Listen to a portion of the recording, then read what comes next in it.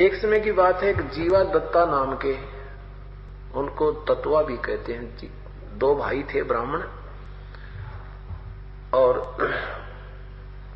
एक शुक्ल तीर्थ नाम का एक गांव था। वो शुक्ल तीर्थ गांव में वो दोनों रहा करते थे। प्रभु के बहुत ज्यादा प्यासे थे। ये आत्मा जब से अपने भगवान से बिछड़ी है तभी से वो उसकी तलाश कर रही है।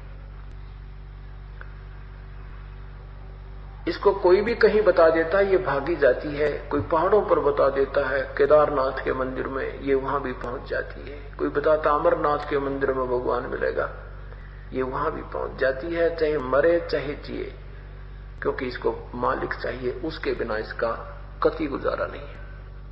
आत्मा को इतना पता है कि हमारा कोई ऐसे कैसा स्वामी है जो हमें सुख देता है, इसलिए उसकी तलाश में हम झाड़े वालों के पास, की तो पामिष्टों के पास, कहीं किसी मंदिर के में, किसी गुरुजी के पास, कोई जंतर मंत्र, किसी प्रकार का कोई तप व्रत आदि करके हम उसकी तलाश करें।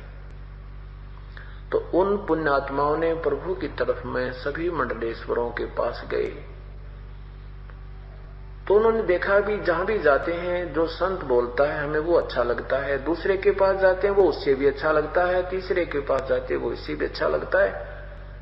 तो हमारी तो बात नहीं समझ में आ रही, और कहते हैं पूर्ण संत के बिना जीव छुटकारा नहीं हो सकता। तो पूर्ण संत की हम कैसे पहचान करें? ये मिला जुला ज्ञान सभी का एक जैसा ही लग रहा है हमें। वो कहता है हम पूर्ण है, वो कहता है हम पूर्ण है और कोई पूर्ण नहीं है। तो हम इस अपूर्ण और पूर्ण की कैसे भिन्नता का ज्ञान करें? तो उन्होंने अपनी कल्पना कर ली कि हम एक सूखे वट के टहनी को, एक बड़ की सूखी टहनी और अपने आंगन में लगाएंगे, जैसे नया पौधा लगाते हैं गड्ढा बना के, और जिस महापुरुष के चरणामृत से ये हरी हो जाएगी ये सूखी डाली, तो हम उसे पूर्ण संत मान लेंगे, और तो हमारे ज्ञान गुण तो समझ में आता है। तो उन्होंने इस उद्देश्य से जिन मंडलेश्वरों के लाखों शिष्य थे बड़े बड़े, तो उनके नाम चलते थे, उनके पास गए, प्रार्थना की हम आपका चरणामृत लेना चाहते हैं। तो संत चरणामृत दे देते। उस चरणामृत को लाकर के उस टहनी में डालने लगे। कुछ एक को अपने घर बुला बुला के अपना सत्संग कराते, उनका आदर सत्कार करते, भोजन कराते, चरण धो करके उसमें डालने लगे। ये वर्षों सिलसिला चलता रहा, परंतु व्यर्थ रही, वो हरी नहीं हुई वो डाली। एक दिन दोनों भाई बैठकर रोने लगे, जीवा भी और तत्वा भी, अर्थात दत्ता भी कहा। कहने लगे हे भगवान, आपस में वार्ता करते हैं कि भैया ऐसे समय में जन्म हुआ, मनुष्य जन्म भी हुआ और ऐसे जन्म समय में हुआ कि पृथ्वी पर कोई संत नहीं और पूरे संत बिन मुक्ति नहीं है। भगवान, ये मनुष्य जीवन का मिलना अति दुर्लभ लिखा सदग्रंथों में। दोनों भाइयों ने संकल्प किया, हे परमेश्वर, हम दासों की एक अर्ज सुनो, हमारा अब जीवन समाप्त कर दो मेरे प्रभु, हमें हमारा जीवन श्वास समाप्त कर दो प्रभु, जो शेष हमारा मानुष जीवन बचा है कभी ऐसे समय में देना मेरे दाता, कोई पूर्ण संत पृथ्वी पर। ऐसा कह करके वो दोनों भाई बहुत बुरी तरह रोने लगे। पुण्यात्माओं, जब तड़फ बनेगी आत्मा को परमात्मा की, इसका बुरा हाल हो जाता है। अभी तक तो हमें नशा है इस काल की भांग का, ये जब उतर जाएगा, जब देखना आपने कोई चीज सथाई नजर नहीं आवेगी। परमात्मा कहते हैं क्या मांगो कुछ ठिर ना रहा, ये देखत नैन चला जग जाई। कबीर साहब हमें बताना चाहते हैं कि के मांगा भगवान दे, कुछ भी तो सथाई को ना। क्या मांगो कुछ ठिर ना रहा, ये देखत नैन चला जग जाई। 1 लख पूत 1.25 लाख नाती, उस रावण के दीवान बाती। आवत संग न जात संगाती, ना तो कोई हमारे साथ आया और ना ही कोई जाएंगे जो साथ जाएगा। और क्या हुआ दर बांधे हाथी, कि जो द्वार पे तूने हाथी बांध लेते थे राजा लोग अपनी प्रभुता दिखाने के लिए, उस राजा के 100 हाथी तो भाई द्वार पर बंधे रहते हैं। एक हाथी का खर्चा बहुत होता है, और वो उनकी समर्थता का प्रमाण होता है कि उस राजा के सामने तो भाई 100 हाथी तो वहां बंधे रहते हैं।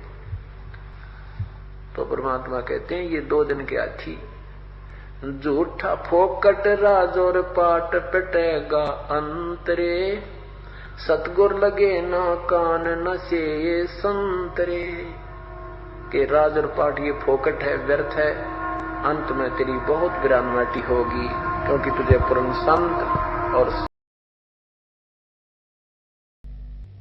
ऐसे जब उन जीवा और दत्ता की दोनों की बहुत तड़फ बनी, रह रह कर रो रहे हैं, रह रह कर रो रहे हैं, खाना पीना छूट जाता है, आंखों से आंसू से कपड़े भीग जाते हैं,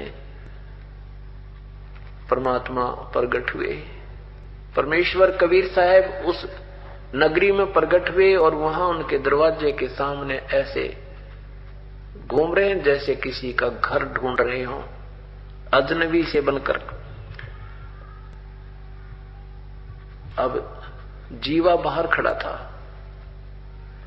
जीवा ने बाहर खड़ा देखा तो परमात्मा के दर्शन करते ही आत्मा का खिंचाव बनता है, अपने आप खिंचाव बनता है साधु को देखते ही। तो जीवा को लगा कि जैसे ये संत कुछ विशेष कसक युक्त है, इसके चेहरे से ही कुछ मुझे आभास हो रहा है।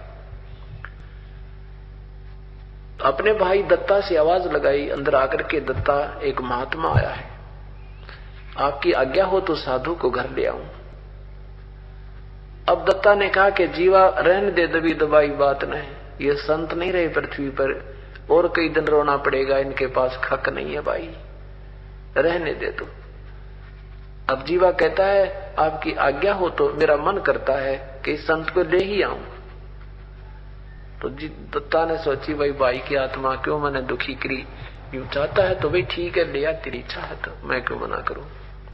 इतने में परमात्मा वापस फिर आ जाते हैं उसी गली में।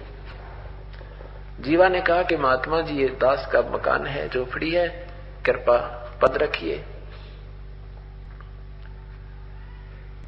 कबीर साहब अंदर चले गए, बैठना दे दिया परमात्मा को, जैसा भी घर पर उपस्थित था एक मुड्ढा सा एक सटोल दे दिया, परमात्मा विराजमान हुए और एक तसला ला करके उसमें पात्र ला करके और पैर धोए, सर्वप्रथम चरण धोए। चरण धो करके दत्ता ने कहा जीवा संतों के चरणामृत को कहीं ना डालिए गली में, पौधे में डाल देना कि कहीं भाई को याद ना रहे, इसको संकेत कर दिया। ऐसे वैसे नहीं डालते संतों के चरणामृत को, पौधे में डाल देना। अब ज्यों ही जीवा ने वो पात्र को नीचे उलेड़ा पानी को, डालते ही डालते उसमें हरी हरी कोपल फूट गई, बिल्कुल जैसे नया पौधा उगता है ऐसे पत्ते सुंदर सुंदर कोपल फूट गई। बोलो सतगुरुदेव की जय। और वहीं से आवाज लगाई कि दत्ता आजा भगवान मिल गए, आजा प्रभु मिल गए। अब दत्ता गया, क्या बात होगी कि देख ये होगी हरिडारी। दोनों भाइयों ने जाके के पैर पकड़ दिया और बहुत जैसे बालक रोया करें ऐसे चरणों में गिर गिर कर रो रहे हैं, कहने लगे प्रभु आप कहां छुपे थे, ये मालिक आप पहले क्यों नहीं आई, हमने तो सोच लिया था कि पृथ्वी पर संत नहीं रहे। परमेश्वर ने कहा कि जिसमें इस पर कोई संत नहीं होगा तो आग लग जाएगी इस पृथ्वी पर। हम गुप्त प्रत्यक्ष या अप्रत्यक्ष रूप में जीवा यहां पर रहना पड़ता है, हमें किसी ना किसी कोने में हम किसी न किसी रूप में रहते हैं। ये दूसरी बात है, हमें कोई पहचान पावे ना पावे फिर भी हम अपना कुछ ना कुछ ज्ञान मालिक का अपना ही विषय में अपना स्थान बनाए रखते हैं। यदि मैं पहले आ जाता, आ तो मैं पहले भी जाता, लेकिन तुम्हारा काम बिगड़ जाता। कैसे पुण्यात्माओं, इस शिक्षा ग्रहण करनी हमने इन कथाओं से। उपदेश लेने से पहले आपने जो छानबीन करनी है गुरुदेव के विषय में कर लीजिए। उपदेश लेने के बाद अगर आप